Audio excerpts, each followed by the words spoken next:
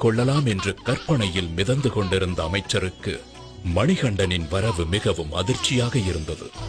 மணிமுத்து கழுத்தில் தவழ்வதால் மணிகண்ட நாமம் இனி இதை ஏழுலகும் வேதமென்று ஓதும்.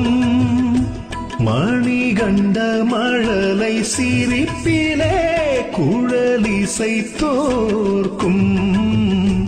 முகம் கண்டு முழுமதியும் நேரில் வந்து வாழ்த்தும்.